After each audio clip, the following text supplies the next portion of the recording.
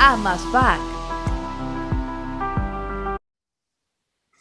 Hola, hola, muy buenos días, tengan todos ustedes. Bienvenidos a la Asociación Mexicana de Agentes de Seguros y Fianzas, sección Tampico. Les da cordialmente la bienvenida a nuestro evento de febrero 2021, en el que tenemos un invitado muy especial, el doctor Francisco Moreno Sánchez, del cual en unos momentos más lo presentaremos. Como ustedes saben, pues la AMASFAC busca uno de los principales objetivos, la capacitación y actualización para nuestros asociados. Y en este caso, pues tenemos una importante conferencia, una importante participación de un doctor muy reconocido a nivel nacional. Antes quisiera presentar a nuestro presidente nacional, Alejandro Sobera, que nos dará un breve mensaje de inicio hacia todos ustedes. Muchas gracias. Hola Alberto, muchas gracias por la invitación.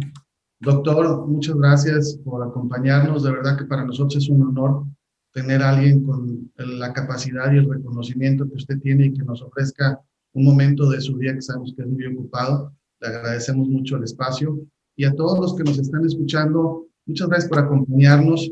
Realmente creo que es un gran esfuerzo de la sección Tampico, de Alberto, el traernos un tema tan importante como el que vamos a ver el día de hoy, y sobre todo por un ponente tan influyente y tan reconocido en todo nuestro país, y yo creo que seguramente más allá de nuestro país. Estamos muy contentos de tenerlo ahora. Sabemos que seguimos teniendo tiempos muy complicados. En algún momento, al principio pensamos que esto iba a ser cosa de 2 semanas. No, después de 2 o 3 meses nos damos cuenta que tenemos que aprender a vivir así. Seguramente el doctor nos va a aclarar un poco más nuestro panorama, pero mientras tanto tenemos que enterarnos bien cómo está la situación para poder cuidarnos mejor nosotros y cuidar mejor a nuestros asegurados. Creo que es parte de nuestra preparación entender el entorno que estamos viviendo, la panorama y las consecuencias para poderlo transmitir también a nuestros asegurados. Así que vamos a escuchar con muchísima atención al doctor Francisco Moreno, al que nuevamente a él y a todo su equipo y a todos los doctores que están dando la batalla, les extendemos nuestro agradecimiento y nuestro reconocimiento desde este lado, desde la Asociación de Agentes de Seguros y Fianzas de México. Muchas gracias, doctor. Beto, te dejo la palabra para conocer un poquito más de la trayectoria del doctor Moreno. Gracias. Claro, gracias Alejandro por este mensaje. Y pues continuando, antes que nada, también antes de iniciar, quisiera agradecer el patrocinio de esta sesión por parte de HDI Seguros, en especial a su gerente de la oficina Tampico, Maricruz Gómez, que muy amablemente nos apoyó con la gestión y todo el contacto para con usted, doctor, y con todo su equipo. Y así es que muchas gracias HDI Seguros por este patrocinio para esta sesión.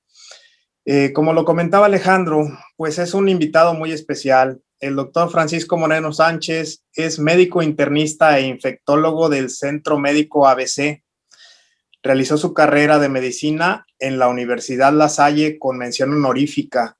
La especialidad de medicina interna en el Centro Médico ABC con mención honorífica, y la subespecialidad en infectología en la Universidad de Texas en Estados Unidos, recibiendo el premio Merck como residente destacado. Ha participado como ponente y profesor en diversos cursos y congresos. En el Centro Médico ABC ha pertenecido a varios comités académicos y administrativos. Ha sido autor y coautor de publicaciones y libros médicos, así como también su más reciente publicación no médica, El síndrome del humano desgastado. Ha sido profesor de posgrado de medicina interna de la UNAM en el Centro Médico ABC durante los últimos 24 años y recientemente recibió el Premio Nacional de Salud 2020 en la categoría persona. Esto quisiera repetirlo, Premio Nacional de Salud 2020, en un año 2020 complicado, en un año de pandemia en México y el mundo, habla de palabras mayores. Doctor Francisco, es un honor recibirlo aquí en AMASFAC, la Asociación Mexicana de Agentes de Seguros y Fianzas. Y pues le dejamos los micrófonos y la cámara para que nos brinde su presentación. Muchísimas gracias. Gracias, Alberto. Gracias, Alejandro. Hay solamente una solicitud. No se vale hablar de usted porque me aumentan el riesgo COVID. Ok, perfecto. Bueno, es un panorama acerca de qué está pasando en el mundo, México, y temas de importancia en la actualidad. Hemos oído de inmunidad, de las nuevas variantes y de vacunas. Les traigo los últimos datos, como ustedes pueden ver, la fecha del día de hoy. Este es el meridiano de Greenwich, o sea que son 6 horas después de nosotros. Estos son los datos que tenemos a las 8 de la mañana, tiempo de la Ciudad de México. Increíble pensar que hace 13 meses una persona, querramos verlo de diferentes formas, pero como haya sido, una persona resultó infectada por un virus de origen animal y esa persona en 13 meses ha contagiado a más de 110 millones de individuos en el mundo. 110 millones, a partir de una persona. Para que nos demos cuenta de la magnitud de la enfermedad, el primer millón de personas infectadas ocurrió 164 días después de que se dio el aviso de esta enfermedad.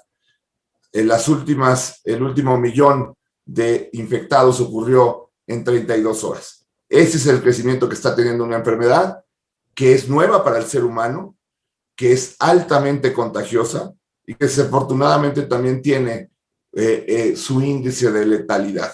Como ven, si ustedes dividen estos números, les va a dar aproximadamente 2.2, 2.1, es decir, por cada 100 personas en el mundo que se infectan, 2.1, 2.2 fallecen.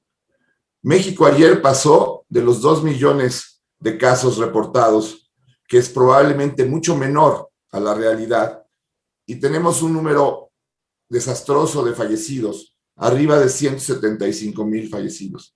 Si ustedes dividen estos números, a diferencia de lo que ocurre aquí, donde tendríamos 2.1, 2.2, aquí estamos alrededor del 8% de letalidad, algo muy superior a los países que nos siguen. ¿Qué ha pasado en México? Desafortunadamente en México nunca se ha logrado controlar la pandemia. Desde finales de abril, que empezamos a tener arriba de 2,500 casos, no hemos dejado de tener arriba de 2,500 casos. El día que menos casos fueron reportados fue el día 17 de noviembre. Curiosamente coincide con el puente de la Revolución y probablemente sea un número subestimado y fueron 2,800. ¿Qué significa esto? Significa cansancio para la ciudadanía, significa cansancio para un sistema de salud que durante los últimos 9 meses no ha parado y ha estado que estar continuamente atendiendo a personas con esta enfermedad.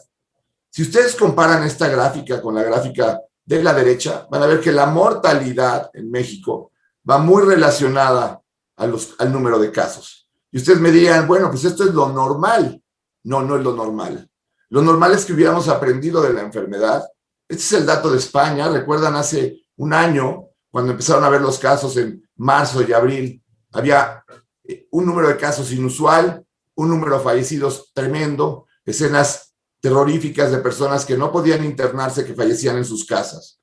Ellos lograron controlar ese brote, tuvieron un periodo en donde pudieron tener un menor número de casos, importante porque este periodo ayuda al sistema de salud a recuperarse, a recuperar energía, y después tuvieron un rebrote.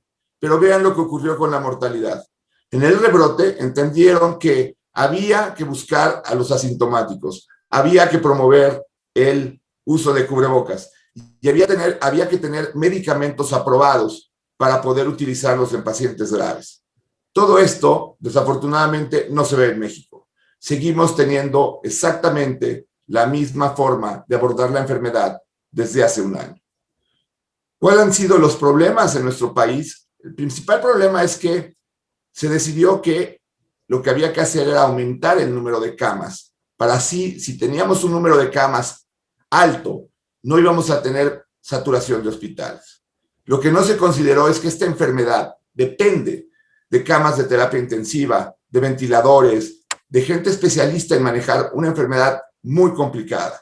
Podemos tener muchas camas, pero si no tenemos la gente que pueda manejar esta enfermedad, sucede lo que sigue. La mortalidad en los hospitales públicos, en el Seguro Social, 43%, en el ISSSTE 32.4%, en los hospitales estatales 32% y en los hospitales de la Secretaría de Salud 31%. Esto es porque hospitales que no estaban diseñados para atender pacientes COVID se abrieron, dieron sus camas para tener disponibilidad de camas. Una reconversión hospitalaria que lo que llevó es aumentar la mortalidad de los pacientes dentro del hospital.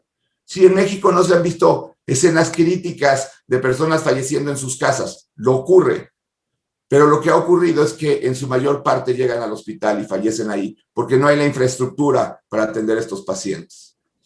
Incluso, recientemente, hace unos días, el Instituto Nacional de la Nutrición es uno de los lugares, uno de los hospitales más reconocidos de atención médica en nuestro país, atiende sector público, demostró que 49% de los pacientes que fallecieron en la unidad de medicina interna no tenían acceso a terapias intensivas. Esto en el mejor hospital público del país. Aquí podemos entender por qué el aumentar las camas y el decir tenemos camas disponibles no es la solución. La enfermedad es complicada.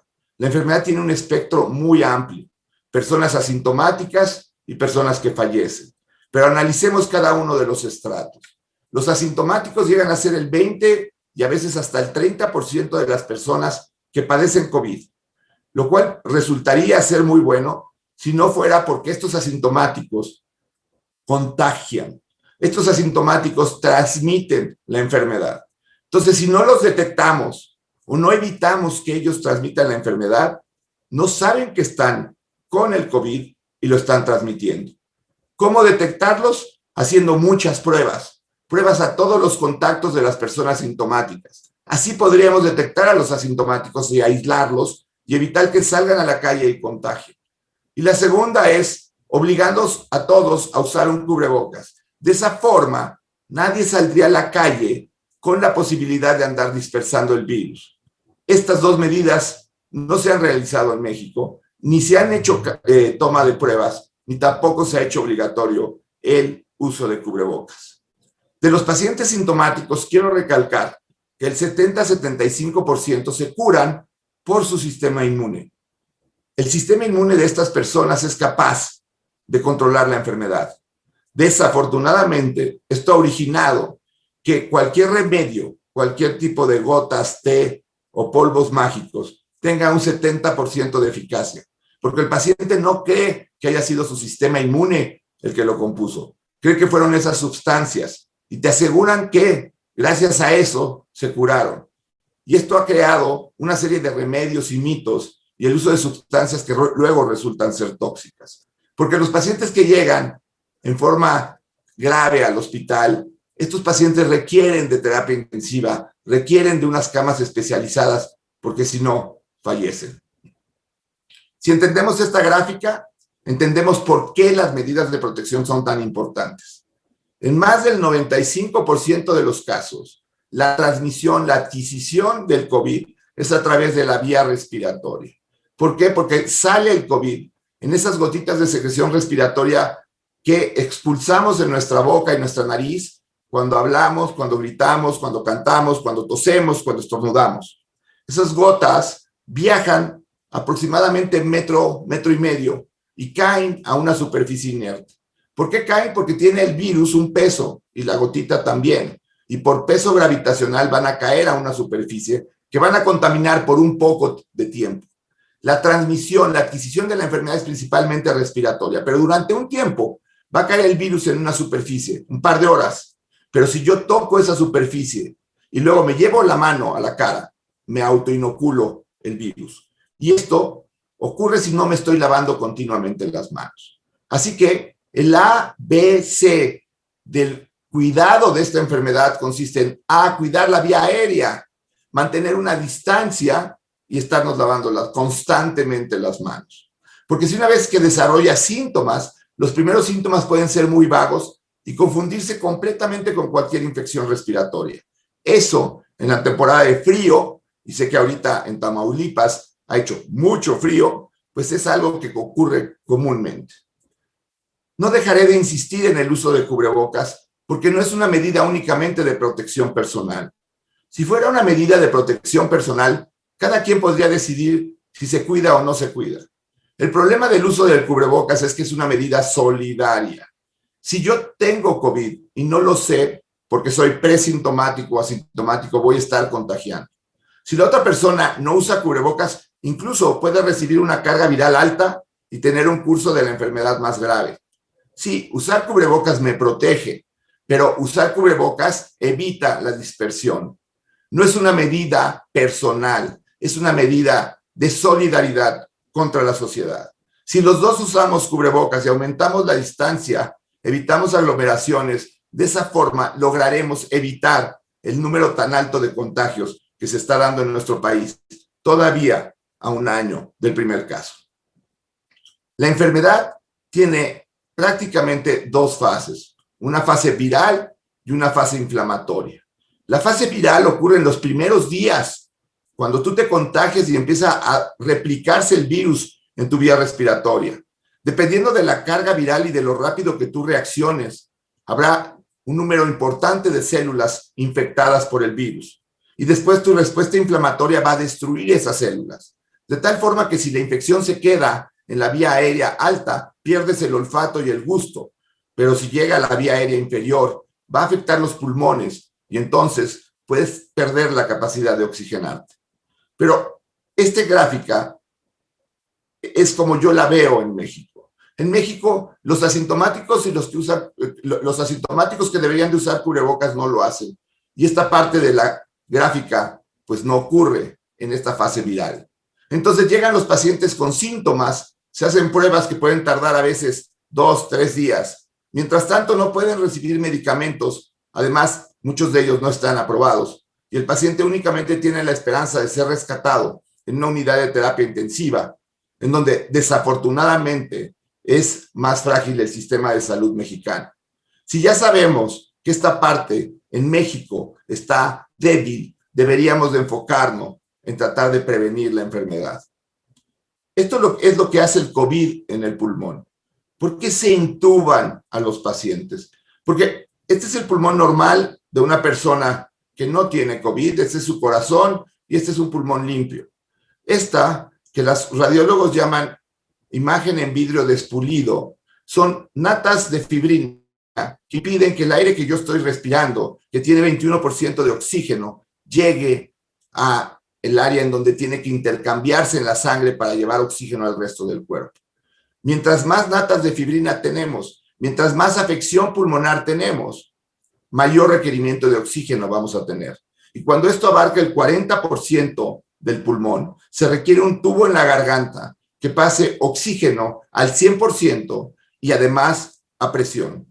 Esto desafortunadamente solamente se logra con una máquina que se llama ventilador. Ahora, para usar esa máquina hay que conocer flujos, hay que conocer presiones, hay que conocer la dinámica del pulmón. El uso del ventilador requiere de un entrenamiento de meses, años, no un curso de 3 horas, porque en esos cursos de 3 horas lo que se logró es que los pacientes recibieran una presión alta y reventaran los pulmones de los primeros pacientes que fueron tratados por médicos generales que recibieron unas cuantas horas para saber manejar un ventilador.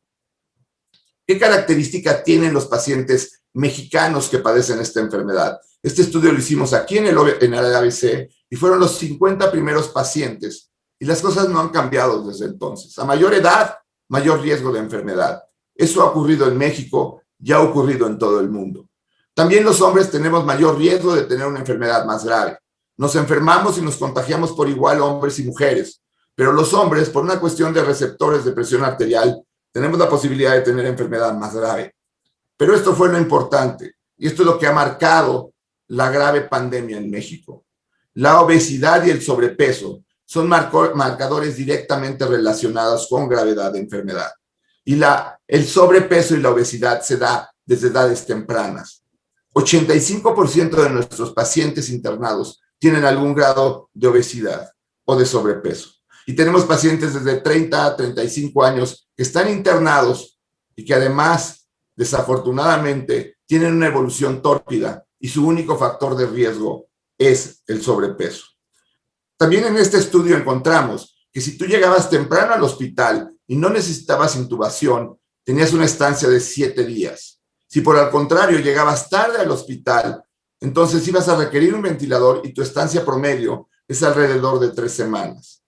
¿Cuál es lo grave de esto? Que si los pacientes no llegan a tiempo porque le tienen miedo a la institución, o los pacientes no llegan a tiempo simplemente porque no tenemos camas y tienen que estar en una lista de espera para que se les ocupe una cama, van a llegar tarde, van a requerir de intubación y además van a saturar el sistema de salud de ese lugar porque no va a haber libertad o no se van a abrir camas en espacios prolongados. Esto es lo que ha sucedido últimamente ante la avalancha de nuevos casos. El otro problema grave que tenemos es que de los pocos medicamentos que ha demostrado utilidad en el mundo y que se utiliza ya en 27 países en forma abierta, es el Remdesivir. En México, por alguna razón, no ha sido aprobado por COFEPRIS. El problema del COVID no se queda en el puro COVID. Un 80% de las personas que tienen COVID desarrollan al menos un síntoma de lo que llamamos el síndrome post-COVID. La fatiga, que puede durar meses, es uno de los datos más frecuentes después del COVID. Pero también puede haber dolores de cabeza, alteraciones en el sueño, alteraciones en la atención, alteraciones en el olfato, pérdida de cabello, alteraciones articulares, sensación de que me falta el aire, tos crónica. Todas estas son manifestaciones que se han visto asociadas a personas que han tenido COVID. Y por lo tanto la enfermedad, aunque suele durar 14 días, puede tener secuelas que duran varios meses. ¿Qué estrategias urgen realizar en este momento? Se necesita hacer énfasis en prevención. A México le queda tratar de prevenir las enfermedades. Hemos visto que no tenemos cómo tratarlas y tenemos un sistema de terapia intensiva muy frágil para detener la cantidad de pacientes que llegan. Exigir el uso de cubrebocas. Aumentar o promover los momentos en donde la gente no se reúna, donde no hay aglomeraciones. Mantener una higiene constante. Pero es muy importante identificar los casos, porque si tú identificas los casos, puedes identificar a los posibles contactos, hacerles pruebas, encontrar esos asintomáticos y evitar que la enfermedad se esté dispersando. Al identificar los casos, también identificas pacientes que tienen factores de riesgo como edad, como hipertensión, diabetes o como obesidad. Y estos pacientes los tienes que seguir en forma estrecha y si puedes usar antivirales en forma temprana. ¿Por qué? Porque estos pacientes, si no llegan al hospital en forma temprana, van a saturar ese sistema de salud. Quiero, antes de seguir con el siguiente tema, hacer énfasis en esta diapositiva. México es el país donde más médicos han fallecido, donde más trabajadores de la salud han muerto. He tenido compañeros de la carrera, compañeros de mi trabajo, de 30 años de laborar aquí en el hospital, que han fallecido, que no hemos sido capaces de rescatar. Somos un grupo que quedó abandonado por el gobierno cuando empezó la pandemia. Los aviones llegaron en abril y mayo cuando la pandemia empezó en marzo, porque el gobierno había vendido equipo de protección personal a China en febrero, asumiendo que esta enfermedad no era grave. Somos el país con más médicos fallecidos. Es una pena. En este momento tenemos en el centro donde yo trabajo más de 1,500 pacientes que hemos atendido, más de 1,400 que hemos dado de alta, y atendimos también pacientes del sector salud. Y quiero recalcar eso, no solamente por el hecho de que nos sumamos a ayudar al gobierno a atender pacientes COVID, independientemente de que ellos no nos pagaban a los médicos y no pagaban nada al hospital, pero era ayudar al gobierno. Y demostramos que estos pacientes tienen la misma mortalidad que los pacientes privados, 4.1%, 10 veces menor que en el Seguro Social. No porque seamos mejores, simplemente tenemos el equipo. Esto podría haber pasado si las cosas se hubieran planeado de forma diferente. Hoy tenemos 46 pacientes ingresados, tenemos 50 camas y tenemos 18 intubados. Y las otras 4 camas no las podemos ocupar porque nos quedan 2 ventiladores que tenemos que tener disponibles por si alguien de medicina interna pasa a este grupo. Tenemos 18 pacientes en área gris, pacientes que llegan con infecciones respiratorias y que aún no tenemos un diagnóstico y que no podemos pasar a un área COVID o un área no COVID hasta no saber bien qué es lo que tienen. Porque si pasa un paciente con COVID a un área de sala general, voy a contagiar a los demás pacientes. Es importante entender que de cuando yo me contagio, si el día de hoy yo desayuno con alguien que en la tarde me dice que tiene COVID, tengo que esperar 4 o 5 días para hacerme una prueba. Si te la haces antes, puede que la prueba sea negativa. Y la prueba que te tienes que hacer es una prueba que detecta el virus, una prueba a través de un PCR o de un antígeno que toma la muestra de la nariz o de la garganta. Las pruebas de sangre, las pruebas rápidas de sangre detectan anticuerpos y estos se presentan en forma tardía. Y estos únicamente van a servir para saber si el paciente tiene algún grado de inmunidad. Entonces, si quieren hacerse una prueba para saber si tienen COVID, tienen que ir y pedir o un PCR o un antígeno. El PCR lo que hace es amplificar el RNA del virus, de tal forma que detecta fracciones del virus. Pero como detecta fracciones del virus, no virus completo, puede una persona seguir eliminando fracciones hasta por 3 meses. Importante mensaje, después de 2 semanas, no tiene sentido estar haciendo y repitiendo esta prueba. Pueden estar captando fragmentos del virus y no virus real. Y el paciente ya no infecta y lo mantienen aislado o lo mantienen confinado. Después de 2 semanas de un curso benigno de la enfermedad, el paciente está dado de alta. Han aparecido estas pruebas que se llaman antígeno.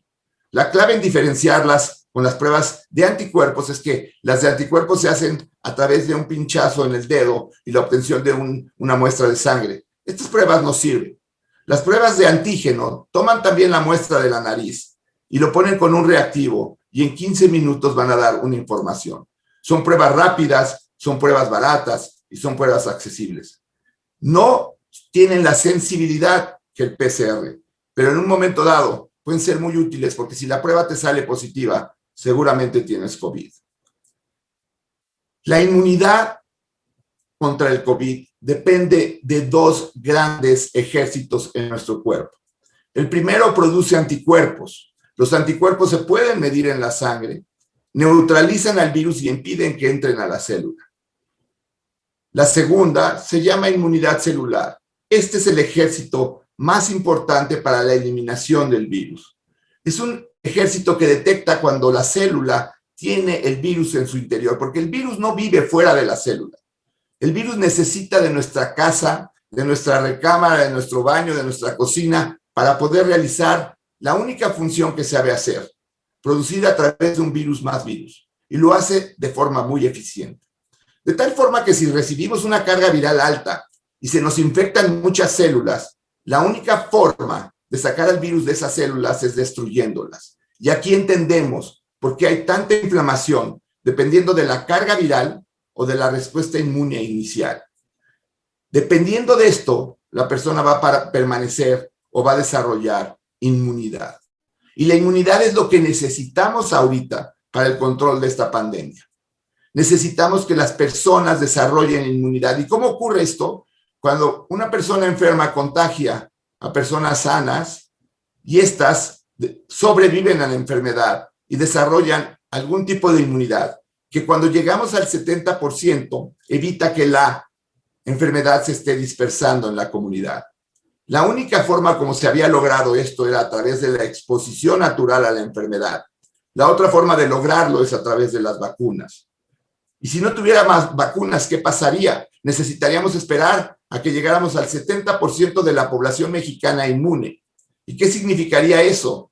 Significaría que si tomamos los números actuales de México y pensamos que realmente por el poco número de pruebas que hacemos, solamente Haití en el continente americano hace menos pruebas que México, hablaríamos de que probablemente no tenemos 2 millones de infectados, tenemos 15 veces más. Tendríamos 30 millones de infectados. Pero para llegar a inmunidad de rebaño necesitamos llegar a 90, porque es el 70% de la población.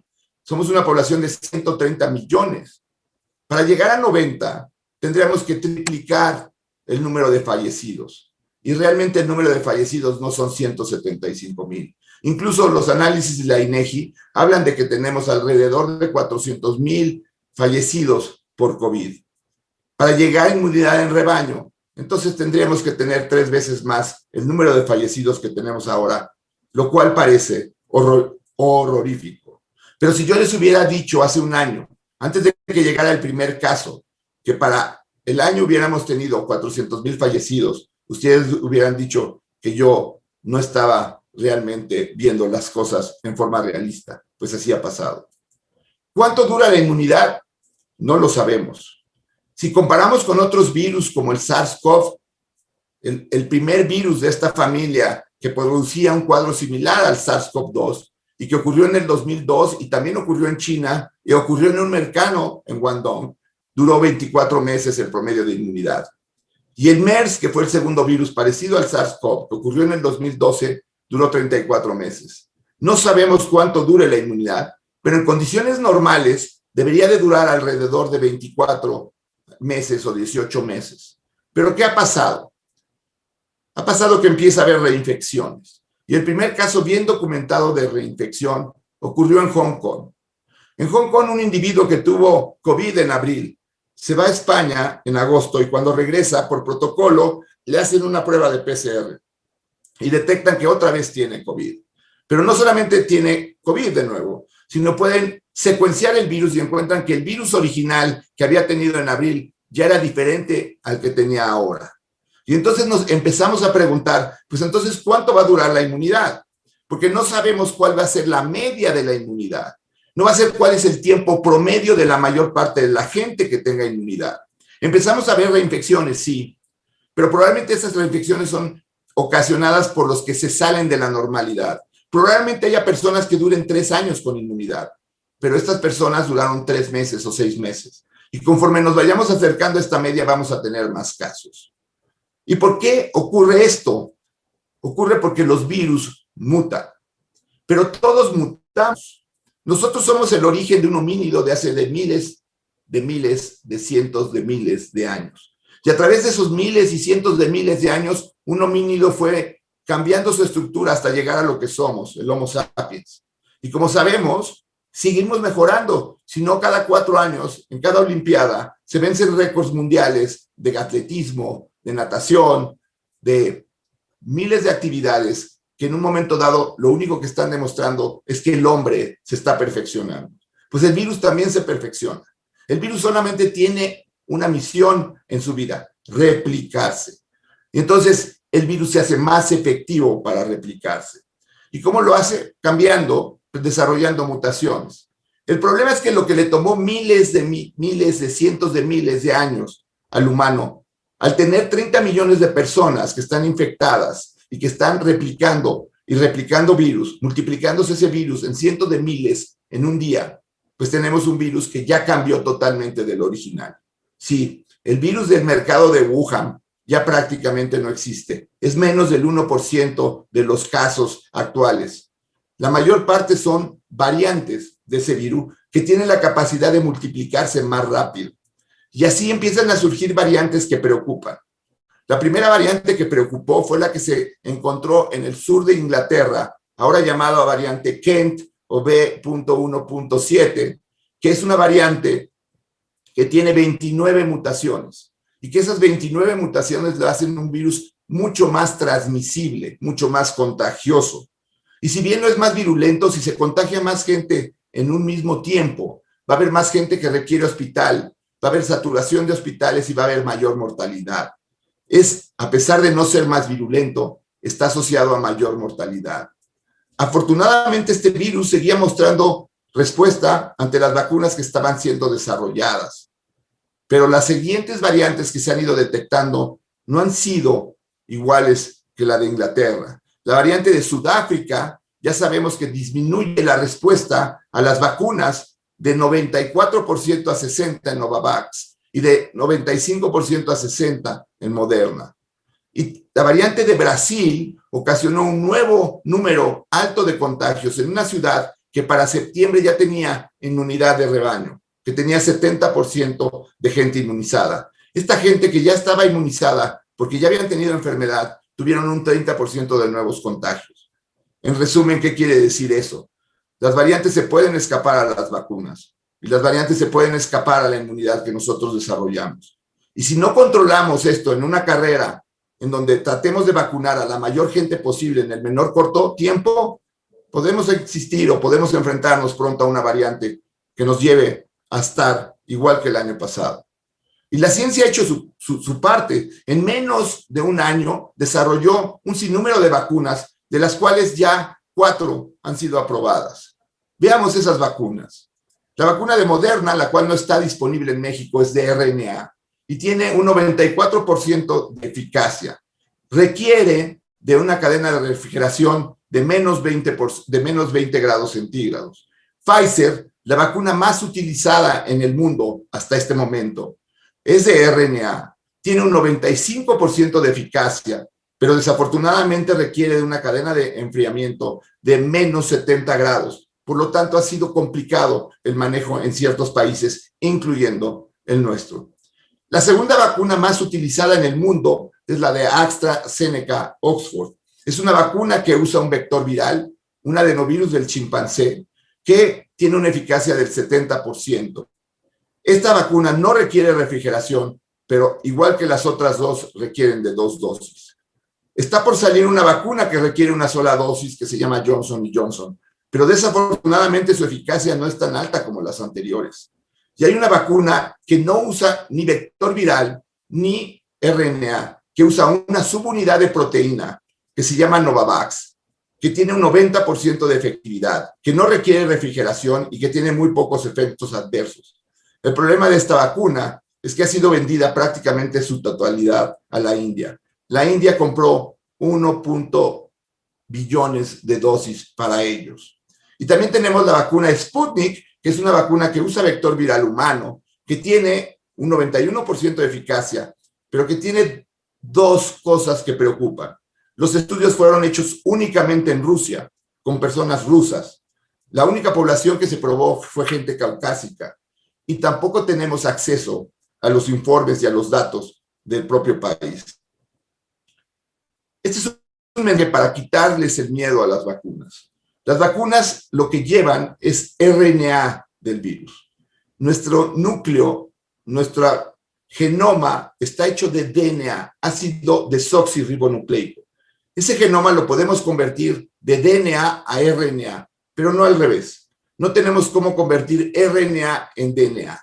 No hay manera de que este fragmento viral se convierta en DNA y se quede metido en nuestro genoma. No nos van a cambiar nuestro genoma. Este RNA lo que hace es generar una proteína a la cual vamos a hacer anticuerpos. La forma como va a llegar ese RNA es de lo que depende el virus, de lo que depende la vacuna. Si lo va a llevar a través de una molécula inerte, es un virus de RNA, es una vacuna de RNA. Si lo va a llevar a través de un adenovirus, es un vector viral. Pero no le tengan miedo a las vacunas. Las vacunas no nos van a cambiar. Recuerdo cuando le teníamos miedo a los celulares porque nos iban a dejar con tumores cerebrales o incluso a los microondas. Aquí se trata de una estrategia para lograr controlar la enfermedad. Porque si no nos vacunamos, no hay manera de controlar la enfermedad. El problema en México es que el programa de vacunación se ha llevado lento y en una forma, digamos, no pareja. Los trabajadores de la salud para febrero ya deberíamos de estar vacunados. Solamente ha sido vacunado un 15% del personal de salud de los hospitales privados. La mayor parte de los hospitales públicos recibieron una sola dosis de la vacuna de Pfizer. No han recibido la segunda dosis y ya pasaron más de 21 días, el tiempo en donde debería de ponerse. Empezamos a vacunar gente mayor, lo cual creo que está bien, pero nos hemos olvidado de la gente que tiene comorbilidades, de la gente que es vulnerable. Y vean esta gráfica. En México, el mayor grupo de edad, el grupo más afectado por el COVID, comparado con la mortalidad de años anteriores, fue el grupo de personas entre 45 y 64 años. Este grupo tuvo un exceso de mortalidad de 62.6%. ¿Y por qué me interesa este grupo? Porque van a ser los que salen a la calle a trabajar, porque van a ser la gente que es económicamente activa, que no se puede quedar en casa. Tenemos que cubrir a esta gente y no esperar a vacunarlas hasta agosto o septiembre, porque si no vamos a seguir teniendo fallecidos y además fallecidos que son gente que significa la mano laboral de este país. Es así como lo está haciendo el mundo. El mundo tiene en Israel al 78% de gente vacunada hoy. Esta estadística se cerró a las 12 de la noche del día de ayer. 78% de los israelíes han recibido al menos una dosis de la vacuna. México ni siquiera figura en esta gráfica. En los Estados Unidos se han aplicado 55 millones de dosis, en China 40, en la Unión Europea 22. ¿Y por qué les pongo estas gráficas? Porque piérdanle miedo a la vacuna. Existen ya más de 150 millones de seres humanos que han recibido vacuna, que hay aparentemente algunas muertes relacionadas no suman arriba de 50. Tenemos una enfermedad que ya lleva 110 millones de personas afectadas y 2,5 millones de personas fallecidas. Tenemos una vacuna que se ha aplicado en más de 150 millones de personas y no tenemos más de 50 fallecidos relacionados indirectamente a la vacuna. El hombre que más estudió la evolución, Charles Darwin, dijo que no sobrevive la especie más fuerte, ni la más inteligente, ni la más rápida, sino sobreviven las especies que saben responder al cambio. Como seres humanos nos ha tocado responder al cambio, nos ha tocado cambiar, usando un cubrebocas, evitando ir a reuniones, evitando visitar a los amigos y a la familia. Pero si no nos adaptamos a ese cambio, si no aceptamos las vacunas como una forma de salir adelante, entonces va a ocurrir lo que está pasando, que desafortunadamente ya hay muchos individuos que no pudieron adaptarse a este cambio porque fallecieron en el trayecto. Y lo que es peor, muchos individuos trataron de mantenerse aislados, confinados, y por alguien que no lo hizo, fueron contagiados y fallecieron. Tenemos una responsabilidad doble con nosotros y con nuestra sociedad. Aquí paro la presentación.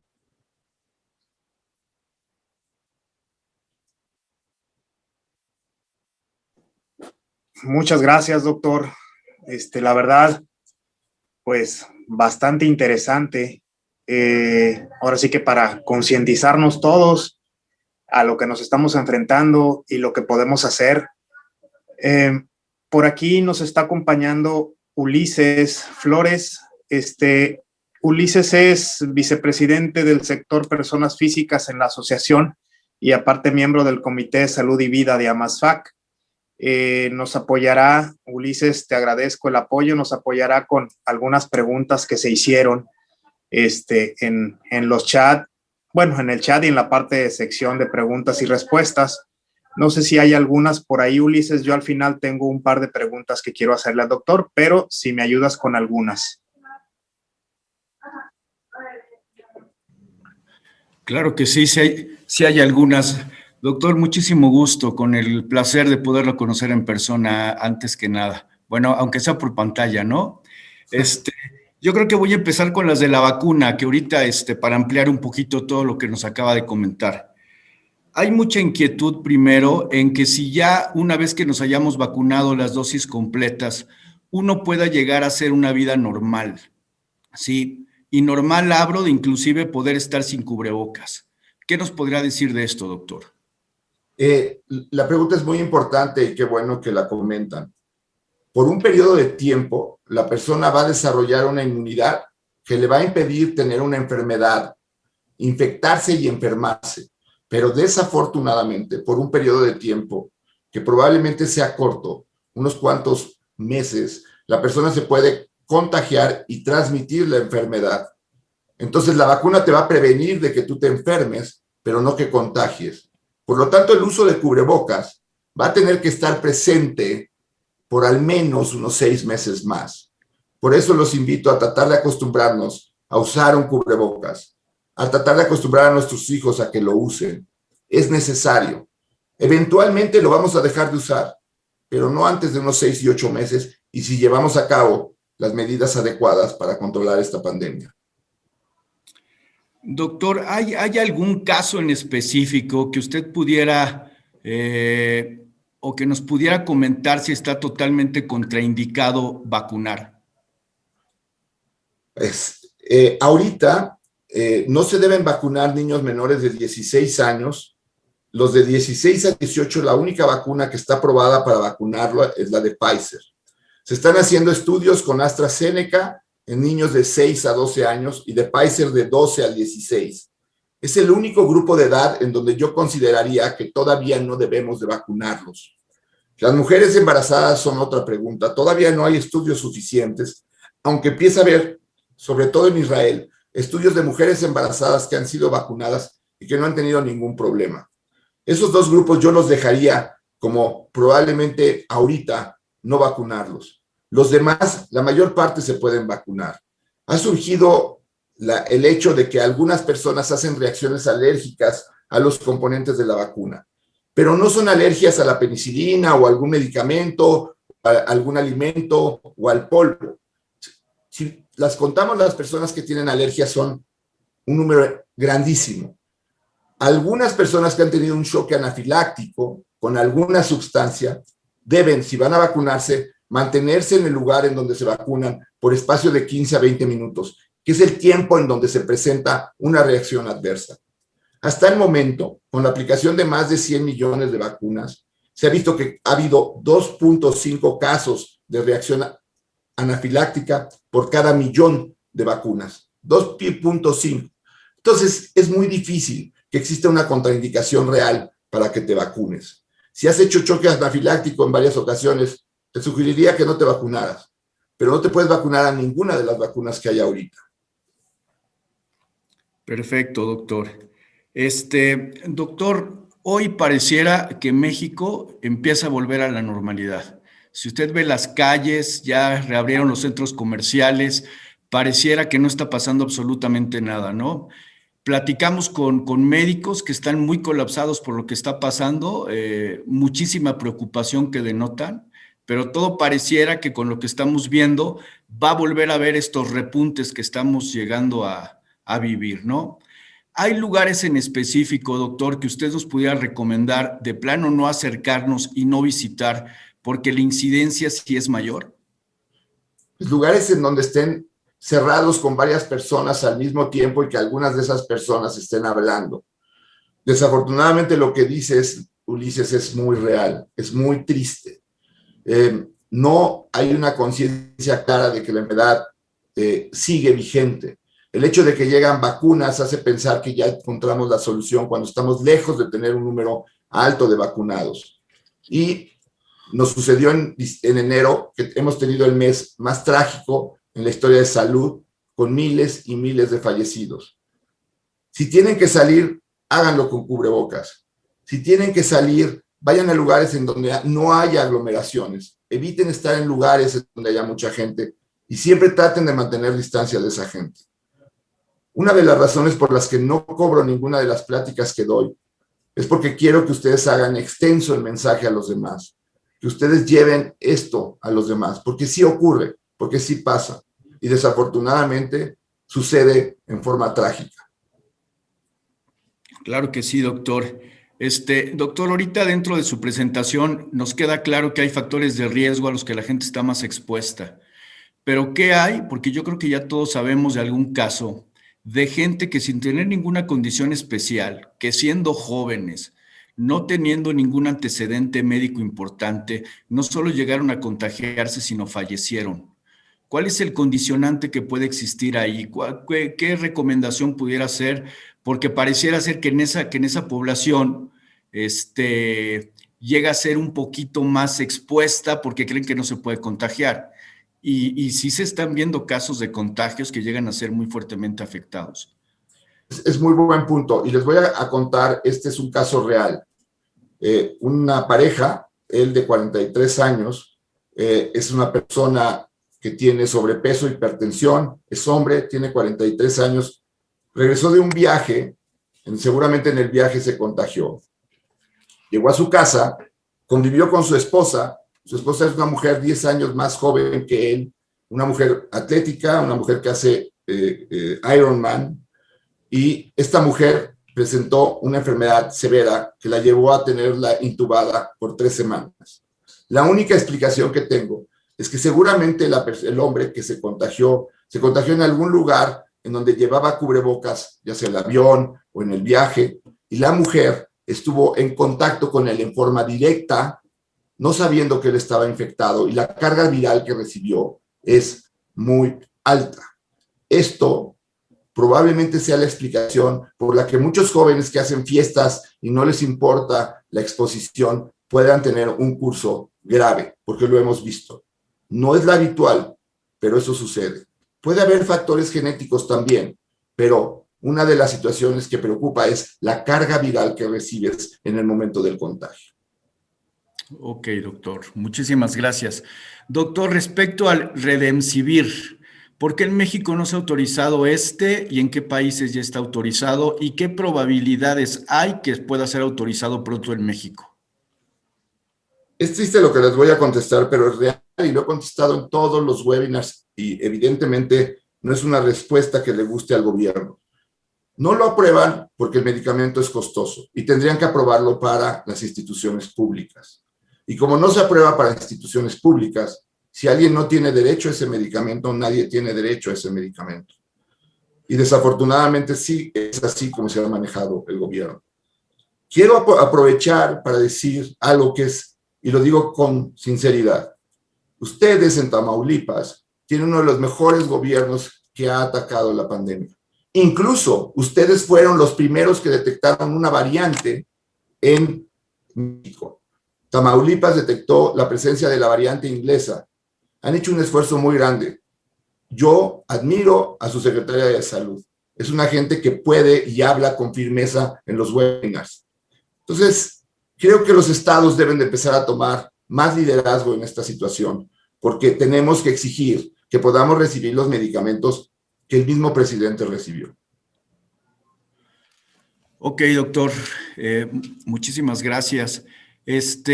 Nos preguntan también que qué tan factible ve usted que nos podamos llegar a vacunar en Estados Unidos y no en México, dado la lentitud de esto, y que si lo recomienda. No puedo hacer una recomendación así abierta. Lo que les puedo decir es que probablemente Estados Unidos va a tener la disponibilidad de vacunas en farmacias, cosa que ojalá y nosotros tuviéramos, siquiera que el sector privado manejara vacunas. Esto probablemente ocurra en un par de meses. El problema es que mientras más tiempo pasa y no estás vacunado, más riesgo tienes de enfermarte o de reinfectarte. Entonces, si les llega a estar o llegan a tener la vacuna de AstraZeneca, que es la que están aplicando ahorita en México, es una buena vacuna.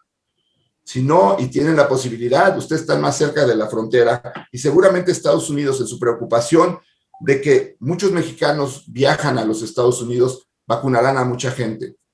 La realidad es que este es un problema mundial y el mundo lo debe de ver así. Deben de apoyar a países que no están vacunando por mala estructura o porque no tienen vacunas. Pero si no, va a haber variantes en alguna parte del mundo que pueden echar a perder el trabajo del mejor país de la vacuna en el mundo. Doctor, a ver, esta parece un poquito más complicada, pero se la leo completa. Dice así: ¿podría orientarnos sobre cómo COFEPRIS logró cumplir con lo estipulado en el acuerdo por el que se establecen medidas administrativas para agilizar el trámite de registro sanitario de medicamentos y demás insumos para la salud que provengan del extranjero? Y luego ponen 18 de noviembre 2020, esto para otorgar las anuencias a las vacunas rusa y china. Pues son vacunas. En noviembre la vacuna rusa no tenía todavía un estudio fase 3. Es decir, aceptaron aprobar un medicamento, un biológico en este caso, no medicamento, que todavía no tenía fase 3. Afortunadamente, una semana después salió el estudio en Lancet que habla de que la vacuna es buena.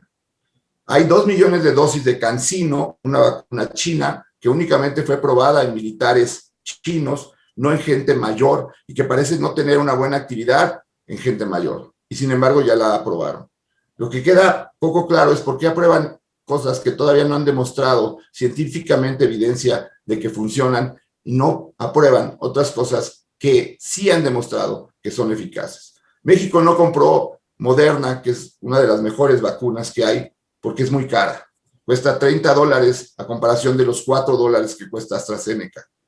Pero se trata de salud, se trata de que queremos estar bien. Y se ha demostrado este año que sin salud no hay economía, no hay avance, no hay una vida social, no hay muchas cosas. Doctor, otra pregunta muy específica. Si personas con trasplantes de riñón y que toman inmunodepresores pueden llegar a vacunarse sin riesgos. Sí, en este momento ninguna de las vacunas que se aplican son de virus vivos atenuados. Entonces sí te puedes vacunar. El riesgo que tiene esta persona es que no haga una respuesta inmune adecuada por los inmunosupresores. ¿Qué quiere decir eso? Que la vacuna no sea tan buena en ellos. Pero si tú tienes cualquiera de esas cosas, vacúnate. No te preocupes, no te va a pasar nada. Perfecto, doctor. Y nos preguntan también, ¿qué opinión tiene del tocilizumab? El tocilizumab es un antiinflamatorio, es un inhibidor de una sustancia que se llama interleucina 6. Es un medicamento que ya actualmente tiene estudios en donde se mejora la vida o la sobrevida de personas que tienen una enfermedad inflamatoria muy grave. Hubo problemas porque no querían autorizar ese uso del medicamento y llevó a un conflicto incluso personal con el gobierno. Afortunadamente se aprobó y lo usamos con ventajas. El problema es que es un medicamento caro, como todo lo que ha ocurrido con el COVID. Es una enfermedad cara, es una tristeza, pero es real. Y esto a los países pobres o a los países como el nuestro, en donde llevamos una pandemia muy austera, nos ha pegado de una forma muy fuerte. Pues doctor, por mi parte creo que ya es todo. Hay algunas preguntas más, pero que ya nos contestó con lo que nos ha contestado ya anteriormente, más su exposición. Entonces, Alberto, no sé si tengas tú algunas más para hacer. Muchísimas gracias, doctor. Gracias. Claro que sí, gracias Ulises por tu apoyo. Nada más una que me quedó por aquí también de las que vi. Comentan que por qué la reinfección puede ser más severa que la enfermedad inicial. ¿Es correcto esto? En la mayor parte de los casos, las reinfecciones han sido menos severas, pero sí existen casos en donde hay mayor inflamación. No se sabe por qué, pero tampoco se queden con la idea de que la reinfección va a ser más severa. Pero obviamente, como todo en esta enfermedad, cuando te dicen que tienes COVID, no sabes cómo va a ser tu evolución. Y hay varias preguntas acerca de si alguno es alérgico a ciertas sustancias. Creo que en la presentación ya comentó, y también valdría la pena comentar aquí que lo pueden seguir en sus redes sociales. Es muy activo, ¿verdad? Y da muy buenas recomendaciones y todo eso. Creo que por aquí Alejandro Sobera tiene alguna pregunta. Alex. Sí, gracias, Beto. Doctor, no me quisiera quedar con la duda. Mi pregunta muy específica es, si tenemos oportunidad de ponernos hoy una vacuna y la que nos ofrece el gobierno fuera la Sputnik, por ejemplo, ¿nos conviene tomar la primera vacuna que nos llegue, la primera alternativa, o cree que estaríamos en posibilidades de dejar pasar alguna y esperar que llegara una que consideráramos mejor? El problema es que aquí hay dos situaciones. Una, no te dan a escoger vacuna. Y dos, no sé si ahora que te salten, porque ya pasó tu grupo de edad, tengas posibilidad de vacunarte con otra vacuna. Me preocupa que las vacunas que han dado más éxito, que son Moderna y Pfizer, ya no va a haber en México. La Pfizer que va a llegar a México la semana que entra va a ser utilizada para dar las segundas dosis a los que les pusieron la primera y que no la han recibido. Moderna no va a llegar. Vienen dos vacunas, Novavax y CureVac. CureVac es una vacuna que el Tec Salud de Monterrey está trabajando con Alemania, que es también de RNA y que podría ser una muy buena vacuna. Pero la realidad es que no sabemos cuándo va a estar disponible y no podemos seguir esperando. Tengo mis sentimientos encontrados con Sputnik. Hay un buen estudio, está publicado en una muy buena revista. El problema es que el mismo presidente Vladimir Putin no se la quiso poner. El problema es que nada más se lo pusieron en ruso y no en ninguna otra parte. El problema es que los datos los tienen solamente ellos. Todo eso genera un poco de incertidumbre en una enfermedad que lleva en sí la palabra incertidumbre. Yo les diría, si llega AstraZeneca ahorita, yo me la pondría. Si llega otra, yo lo pensaría. Ok, gracias, doctor. Muchas gracias. Beto, no sé si, como antes de tiempo, si tienes alguna otra pregunta. Las últimas dos que quisiera hacerle, doctor. Como le comentaba en alguna llamada que tuve con usted, nosotros como agentes de seguros tenemos mucho trato y mucho convivencia con doctores por la parte de las pólizas de gastos médicos. Y lo he escuchado comentar acerca del cansancio de la parte médica, de los colegas que ha visto caer aquí en Tamaulipas y este evento que se está viendo a nivel nacional. Pues muchos conocemos a muchos doctores reconocidos que han fallecido y han caído con la enfermedad. ¿Qué mensaje le puede dar usted a sus colegas médicos? Algunas palabras que pudiera dedicarles a ellos de la parte que usted ha visto. Yo creo que nunca como antes en la historia de los que estudiamos medicina pensamos que nos íbamos a enfrentar a algo como lo que hemos vivido. Yo les puedo decir que la pandemia me ha dejado 3 lecciones grandes. La primera es que somos vulnerables. Y eso no solamente nosotros los trabajadores de la salud, sino toda la humanidad. Somos sensibles a enfermarnos y evidentemente algún día nos vamos a morir. Hay que reconocer nuestra vulnerabilidad. El segundo, hay que ser humildes, porque esta enfermedad nos ha enseñado que mucho de lo que decimos cambia. Y hay que saber decir, lo que dije yo no era lo correcto, ahora lo que digo es lo que se sabe. Y a lo mejor va a cambiar. Esta enfermedad ha ido cambiando conforme ha pasado el tiempo. Sabemos más de ella. Y eso nos obliga a reconocer que cosas que dijimos en un inicio no eran ciertas. Hay que ser humildes y reconocer nuestros errores. Y la tercera, que creo que es muy importante, hay que ser empáticos. Empatía significa no solamente el sentir algo por el que está al lado, sino cuidarlo, estar con él. Pensar que si yo me cuido, te cuido a ti. Y si tú te cuidas, me cuidas a mí. Si no tenemos empatía como médicos, si no sentimos lo que ese paciente está viviendo, porque tú ya viste 10,000 pacientes con COVID y esta es otra llamada más de un paciente con COVID. Para él es su primer COVID. Sean empáticos con los pacientes. Lo necesitan. Nos necesitan. Y por último, doctor, dejando a un lado la parte de doctor Francisco Moreno, en lo personal, a Francisco Moreno, persona, ser humano, ¿qué le ha dejado el COVID? ¿Qué enseñanza le ha dejado? Me ha dejado que hay mucha gente buena en este país, que trata todavía de estar haciendo cosas buenas por este país. Yo creo que somos más los buenos que los malos, que a lo mejor los malos lo único que tienen es que no están bien orientados en lo que se debe de hacer. Que como sociedad tenemos que unirnos más que nunca, que como sociedad somos muy fuertes, pero a veces somos muy egoístas y mientras nuestra parte privada, familiar, no se ve afectada, no hablamos, no alzamos la voz. Tenemos como país que exigir que salud sea algo prioritario para nosotros, porque nosotros pagamos las vacunas que se están dando a través de nuestros impuestos. No es que nos estén regalando las vacunas, nosotros ya las pagamos. Necesitamos tener un mejor trato, que no haya mexicanos que reciben el Remdesivir en Palacio Nacional y mexicanos que no tienen acceso a oxígeno en un hospital. Eso no se vale. Pues doctor, la verdad, muchas gracias por este tiempo. Sabemos de sus ocupaciones y le agradecemos por parte de la Asociación Mexicana de Agentes de Seguros y Fianzas. Omar, ¿me podrías apoyar? Queremos darle un reconocimiento virtual, doctor. Se lo leo textual. La Asociación Mexicana de Agentes de Seguros y Fianzas otorga el reconocimiento al doctor Francisco Moreno Sánchez por su valiosa participación en la plática Actualidades de COVID 2019, firmado por nuestro presidente Alejandro Sobera y un servidor, Alberto Rodríguez, en representación de AMASFAC.